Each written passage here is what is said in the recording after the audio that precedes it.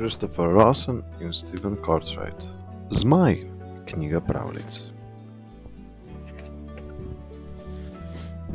Pred davnimi časi. V davnih časih so ljudje potovali v daljne dežele in ko so se vrnili domov, so pripovedovali zgodbe o pošastih s krili in dolgimi repi, ki so jih srečevali na poti. Nekatere so bile pokrite z luskami in so imele množico ostrih zob. Druge so celo bruhale ogenj in dim. Ljudje so jih poimenovali zmaji. Nekateri zmaji so živeli v votlinah, varovali so zaklad, ki so ga ukradli bogatim popotnikom. Spet drugi so prebivali v oblakih. Kadar se je razdivjala nevihta, so pravili, da se zmaji jezijo. Tretji pa so živeli na morskem dnu. Včasih so izplavali in mornarjem pognali strah v kosti. Večina zmajev je bila ljudem naklonjena. Nekateri so bili nasilni in prav nič prijazni. Vsi po vrsti pa so bili veliki in so požrli ogromno hrane. Nekateri ljudje so vse, kar se je zgodilo, pripisovali zmajem. Verjeli so celo, da je blisk ogenj, ki bruha iz zmajevih ust. Včasih so se zmaji hudo spopadli.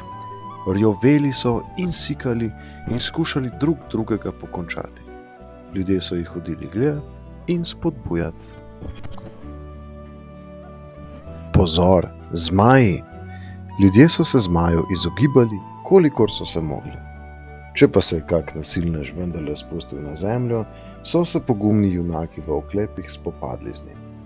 Kadar so ljudje potovali po deželi, v katerih so živeli zmaji, so se izogibali velikih votlin, globokih jam in temnih gozdov, v katerih bi se utegnili zadrževati. Videzi so bili prepričani, da meč, namočen v zmajevo kri, zada rane, ki se nikoli ne pozdravijo. Zmajeva sapa je bila strupena. En sam dih je lahko bil usoden za junaka. Če si se okopal v zmajevi krvi, si videl v prihodnost. Zmajevi zobje so prinašali srečo. Ljudje so verjeli, da je zmajeva mast imenitno mazilo za oči. Nekateri so celo zatrjevali, da bi iz zmajevih zob zrasli bojeviti vojščaki, če bi jih posejali v zemljo. Marsikateri junak, ki je pokončal zmaja, je kot dokaz za svoje junaštvo hranil zmajevo glavo, pa tudi rep. Petelin in zmaj. Pred davnimi časi so imeli vsi petelini v daljni Kitajski velike rogove. Imeli pa so tudi živordeče rože, kakor jih imajo še dan danes. Nekega dne je priletel iz oblakov velikanski zmaj, vendar ni bil nasilen kot večina njegovih sorodnikov. Videti je bil žalosten in je točil velike solze. Prav tedaj pa je pristopical mimo Petelin. Dober dan, je pozdravil. Kaj ti je? Rad bi poletel v nebesa, je zasmrkal zmaj. Sijajna krila imam, nimam pa rogov, je dodal in pojasnil. Bojim se, da se mi bodo v nebesih posmehovali. Bi mi, prosim, hotel posoditi svoje rogove? Petelin se popraskal po glavi. Kdo ve, ali mi bo vrnil rogove, če mu jih posodim? Za nasvet je poprosil prijatelja črva. Ljubi prijatelj, je dejal črv, prepričan sem, da ti jih bo vrnil. Tako je Petelin posodil rogove in zmaj je odletel. Petelin je čakal in čakal, da se zmaj vrne. Tega pa ni bilo od nikoder, zato je požrl črva. Od tedaj vsi petelini jedo črve. Pa ne le to, od tistih dob petelini vsako jutro gledajo v nebo in se derajo. Kikiriki! V petelinjem jeziku to pomeni: zmaj, kje so moji rogovi? Viktor iz Luzerna. Pred davnimi časi je živel sodar, ki mu je bilo ime Viktor. Prebival je v mestu Luzerno, ki leži ob jezeru sredi Švice.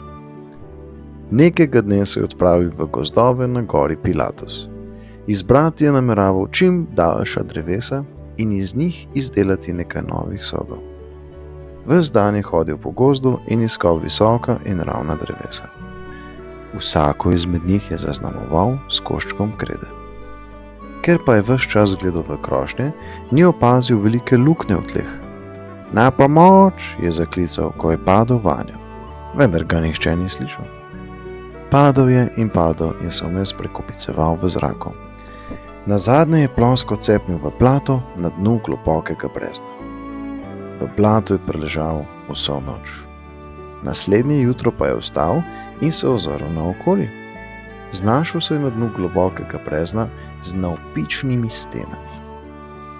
Poskušal je plezati, kmalu se bom rešil iz jame, si je mislil, a vselej, ko je preplezal del stene, je zdrsnil spet na dno jame.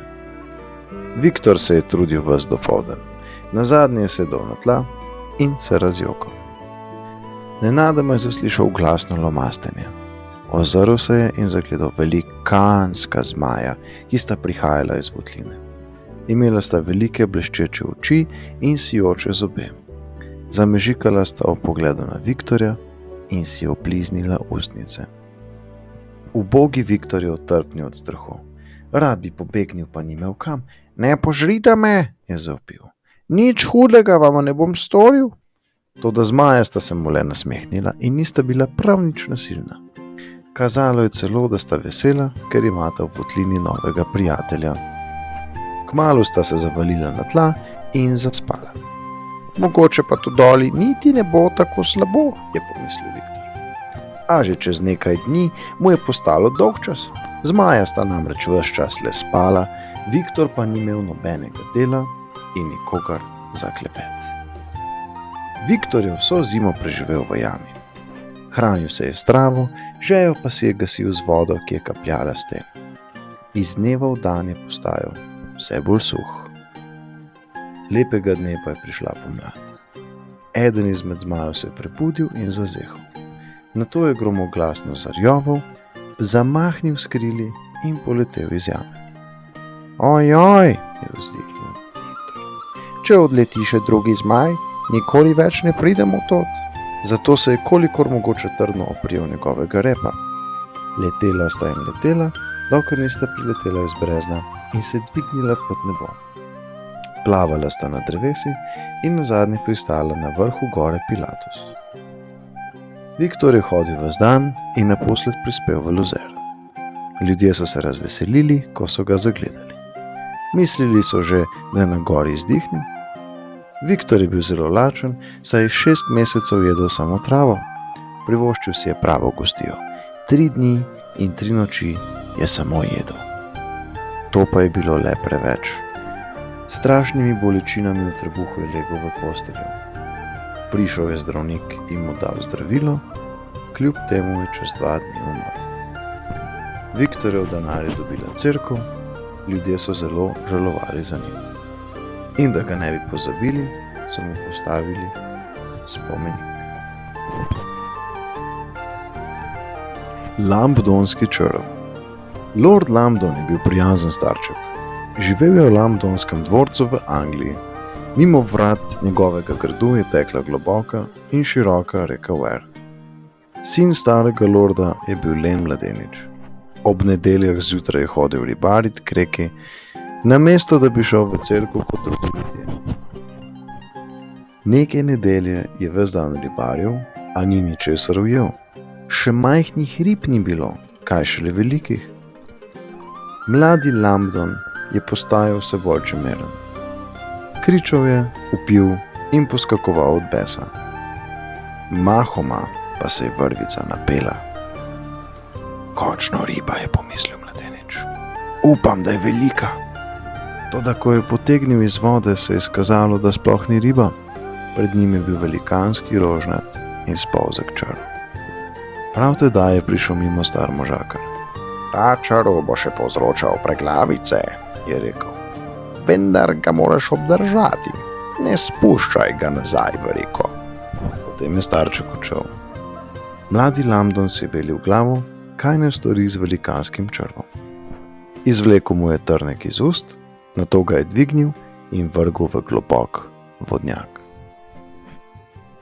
Lepega dne pa je črv prilezel iz vodnjaka in bil je še bolj velikanski.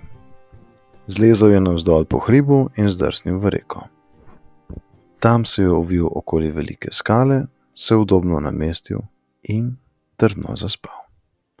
Včasih je prilezel iz reke, po okoliških poljih je preganjal krave in plašil ljudi, ki so živeli v bližnji vasi. Mladi Lambdo ni vedel, kaj naj stori. Krivdo za to strašno nadlogo je pripisoval le sebi. Poslovil se je od očeta in se napotil v sveto deželo, da bi si izprosil Božje odpuščanje. Tam je vsak dan kleče molil, da bi črv izginil in prenehal nadlegovati njegovega očeta. Črv pa seveda ni izginil. Kmalu si ljudje skoraj da niso več upali iz hiš. Pošasti so prinašali mleko, da bi bila zadovoljna. Veliko korito so iz sleherni dan do vrha napolnili z mlekom. Črv pa je vsak dan prihajal in ga lokal, dokler korita ni izpraznil. Včasih so bili ljudje preveč prestrašeni, da bi si ga upali nahraniti. Tedaj je sikovanje in glasno rjovel. Rep je ovil okoli največjih dreves v parku, potem je vlekel in vlekel, dokler jih ni izrul. V 7 letih je veliko srčnih vitezov poskušalo premagati strašnega črva, vendar zaman, bil je premočan zanje. Opletal je z repom, jih ovijal in stiskal, dokler niso drug za drugim odnehali. Stari lord je bil presrečen, ko se je sin naposled vrnil domov. Mladenič pa je bil še bolj prestrašen kot prej. Starec mu je svetoval: Pojdi in se pomeni z modro starko iz Brookforda. Svetovala ti bo, kako naj ubiješ črva. Samo ti lahko ubiješ črva, mu je rekla starka. Prej pa moraš stopiti k kovaču, da ti naredi železno klep. Kovač je skoval razbeljeno železo v ostre in sijoče bodice. Nato jih je drugo za drugo pritrdil na oklep mladega Lambdona. Mladenič se je nadel oklep in si opasal meč. Vso noč je molil za moč, da bi mogel ubiti črva. Ko se je zdanilo, je bil pripravljen za boj. Ko je črv opazil mladega Lambdona, se je ovil okoli njega in ga stisnil, kolikor so mu dale moči. Toda ojoj, bodice so bile neznansko ostre. Vsakokrat, ko ga je stisnil, so se bodice zadrle globje in globje van. Naposled je zatulil od bolečine in odmotal svoje sluzavo telo. Zdaj se je mlademu Lambdonu ponudila ugodna priložnost. Dvignil je meč visoko nad glavo, silovito zamahnil in presekal črva na dvoje. Pošast je bila končno mrtva, reka je odplavila njeno glavo in njeno telo in nikoli več je niso videli. Tak je bil torej konec lambdonskega črva. Stan Bolovan in zmaj. Stan Bolovan je bil bog drvar. Ženo sta srečno živela v gozdu, le nekaj ju je žalostilo. Bila sta brez otrok. Nekega dne je Stan srečal čarovnika. Obljubil mu je, da mu izpolni željo. Želim si toliko otrok, kolikor jih ima moja žena ta hip v mislih, je dejal. Ko se je vrnil domov, žena ni bila sama. Ne 10 ali 20 ali morda 50, 100 otrok je bilo pri njej. O ne, je zastokal. Otroci so toliko pojedli, da jih Stan ni mogel nahraniti. Napotil se je v beli svet, da bi jo obogatel. Naletel je na pastirja, ki mu je obljubil nekaj ovac, toda prej bi moral premagati zmaja. Stan je stopil pred zmaja. Staviš, da tako stisnem kamen, da priteče voda iz njega, je dejal. Stavim, da ne moreš, je odgovoril zmaj. Stan je vzel iz torbe kosera na las podobnega kamnu in ga stisnil, da je pricurljala voda iz njega. Zdaj pa ti poglej mene, je rekel zmaj. Pobral je veliko skalo in jo stiskal in stiskal, toda iz nje ni pritekla niti kapljica vode. Zmaj je bil ves prestrašen. Prepričan je bil, da je Stan najmočnejši človek na svetu. Dal ti bom še eno priložnost, je dejal Stan. Obljubim ti, da bom indijan pol svojega zaklada, če me tudi to pot premagaš, je rekel zmaj. In tako sta se napotila proti zmajevi votlini. V tej votlini je živela zmajeva stara mati. Kaj naj storiva? Je vprašal zmaj. Povedal je materi, kako žme Stan vodo iz skale.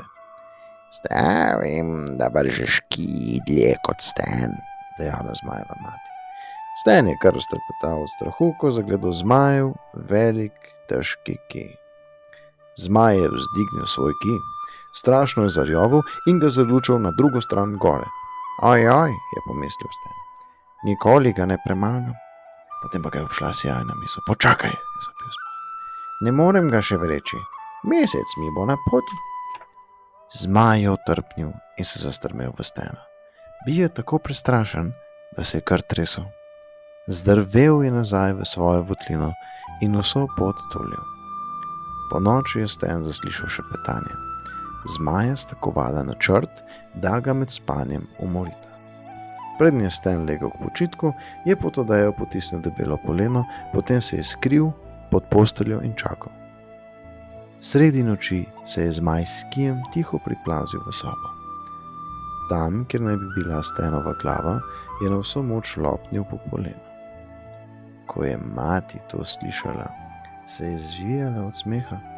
Zmaj je od veselja skakal visoko v zrak. Odlično, je vpila mati.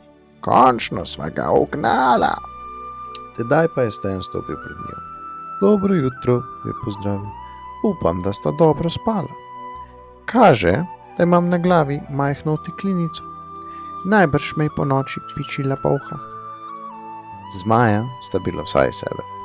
Trdno sta bila namreč prepričana, da leži Stan mrtev v postelji. Privlekla sta svoje skrinje zakladi. Kar vse odnesi, sta kričala. Samo odidi že in naj jo pusti pri miru. Če se me želita znebiti, mi morata pomagati nositi, je rekel Stan. Zmaj žalostno dvignil svoj zaklad in pospremil Stana do doma. Ko je zmaj zagledal tolikšno množico otrok, se je zgrozil. Izpustil je zaklad in pobegnil.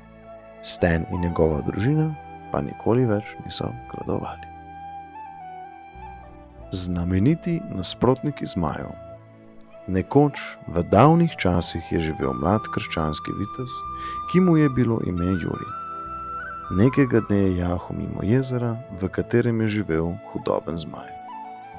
Vitez Jurij je ubil zmaja in rešil kraljevo hčerko. Kralj in vsi njegovi ljudje so postali kristjani, viteza Jurija pa so razglasili za svetnika. Poljski kralj Krakos je nekoč ukanil zelo nevarnega zmaja. Medtem ko je zmaj gledal proč, mu je skrivaj nosil v hrano žveplo in katran. Nek drug znan vitez pa si je naredil ščit iz ogledala. Ko je zmaj zagledal svojo podobo v zrcalu, se je tako prestrašil, da se je sesedel in poginil. Vse pravljice v tej knjigi pripovedujejo o zmajih, ki so živeli v davnih časih. Nihče namreč ne ve zanesljivo, ali danes še kje na svetu živijo zmaji. Če kdaj srečate kakega zmaja, se ga nikar ne ustrašite. Zmaji so z otroki vedno prijazni. Gotovo vas bodo varno pripeljali domov.